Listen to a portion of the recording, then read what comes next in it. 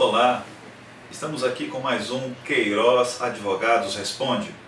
Eu sou Cláudio de Jesus, advogado do escritório de advocacia Queiroz Advogados Associados, e vamos responder neste momento as perguntas do mês de abril.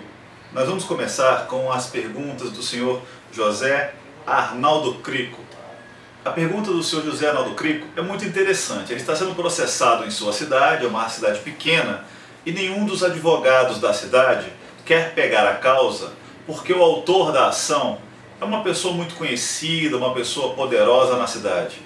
Infelizmente, os advogados não querem atuar contra este grupo econômico. Ele perguntou: como faço para contratar um escritório fora da minha cidade? Bem, se você não tiver nenhuma pessoa que lhe dê orientação, sugiro que procure na internet ou procure na lista telefônica a Ordem dos Advogados do Brasil da cidade mais próxima e ligue para a Ordem dos Advogados do Brasil, converse com algum conselheiro nesta seccional e peça para este conselheiro lhe indicar um advogado para a sua causa. Essa é a melhor maneira de encontrar o advogado fora da sua residência. Vou responder agora a pergunta da senhora Vânia Almeida. A Vânia tem uma pergunta muito interessante. Ela convive com uma pessoa divorciada e quer se casar com ele. Quando ela chegou ao cartório para se casar, ela obteve a resposta que somente poderia realizar o casamento mediante o regime da separação de bens. E ela questionou por que ela só pode se casar no regime da separação de bens, já que ela não tem a idade superior a 70 anos exigida pela lei. Ocorre que, por ele estar divorciado, Vânia, na certidão de casamento em que averbou o divórcio, pelo que você passou para nós aqui, não consta a informação da partilha de bens. De acordo com o nosso Código Civil, os divorciados que querem se casar novamente devem fazer a prova da partilha de bens decorrentes da relação matrimonial anterior. Por isso, você deve promover duas opções. Você tem que escolher duas opções: realizar a partilha de bens do antigo casamento do seu marido, do seu companheiro, ou casar a si mesmo, porém mediante o regime da separação de bens. Não tem outra alternativa a não ser a escolha de promover a partilha ou casar-se com a separação de bens. Eu vou responder agora a pergunta do Fernando Mauser. A pergunta dele diz: tem uma filha de 5 anos de idade, mas a mãe não deixa vê-la. O que eu faço? Fernando, não sei mais informações sobre o caso.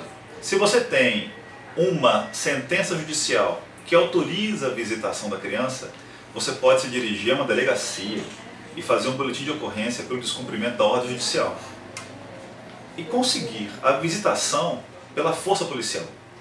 Porém, se você não tem uma sentença judicial que lhe favoreça, eu lhe sugiro que você procure uma defensoria pública próxima à sua residência ou contrate um advogado da sua confiança para que ele promova uma ação de visitação, de regulamentação de visita.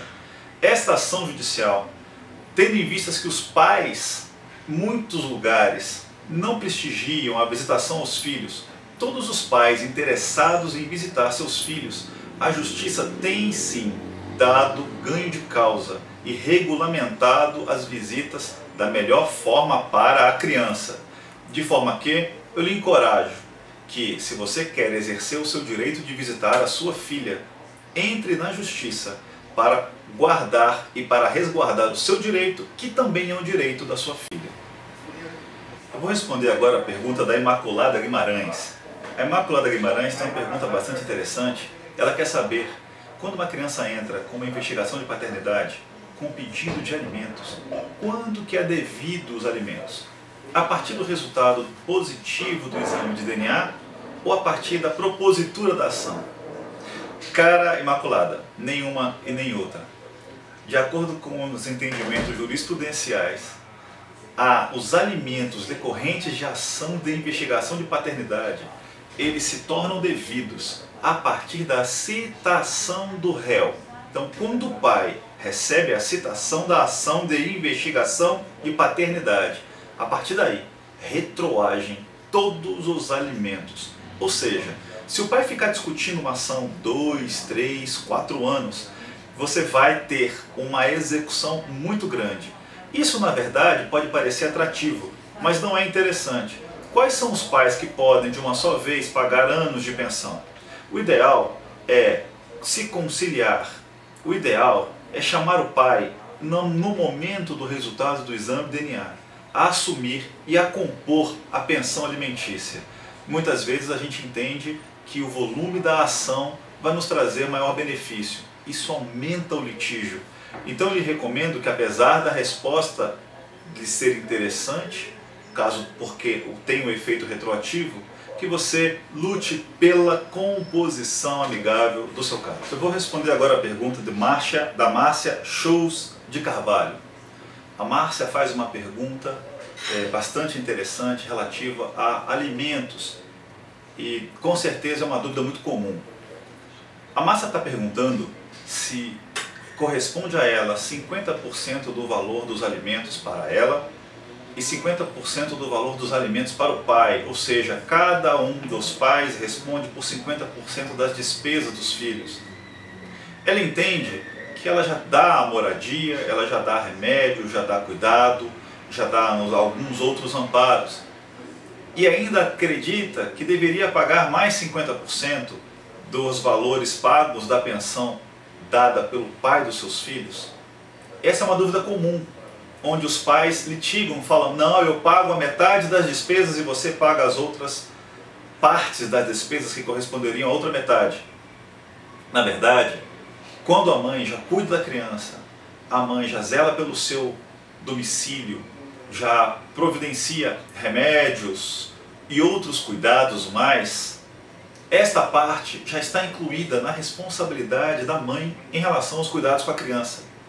De forma que essa história de que cada pai contribui com 50% não é verdadeira. A lei diz que os pais devem contribuir conforme a sua capacidade e conforme também a necessidade de cada criança. Se, por exemplo, a mãe ganha pouco ou ganha muito abaixo daquilo que o pai ganha, a sua contribuição ela deve ser proporcional ao seu ganho e não 50% exatos às despesas das crianças. Outra pergunta dela é sobre o cumprimento do acordo dos alimentos dado na sentença judicial. Todo o valor do acordo e tudo que foi cumprido no acordo deve ser executado por quem assim se propôs. Ou seja, remédio, plano de saúde, uniforme, material escolar, deve ser pago se estiver no acordo. No mais, você disse que tem interesse em propor uma ação de revisão de alimentos. Esta ação deve ser proposta no domicílio dos menores. Ou seja, você diz que mora em Cascavel, o pai, e que os menores moram em Curitiba. Logo, a ação pode ser promovida em Curitiba. Chegamos ao fim de mais um Queiroz Advogados Responde. Quero agradecer a todas as pessoas que enviaram as suas perguntas. Peço também desculpa a outras pessoas que enviaram as perguntas e não puderam aqui, nesse pequeno espaço, serem respondidas. Muitas das perguntas, eu chamo a atenção, que são perguntas que tratam de processos em curso. E por questão ética, eu sugiro que você encaminhe a sua dúvida ou o seu questionamento ao seu próprio advogado. No mais, também solicito a todos que estão assistindo que, caso tenham outras dúvidas, que encaminhem a Queiroz Advogados Responde, para que no próximo mês a gente consiga produzir mais vídeos respondendo a sua dúvida.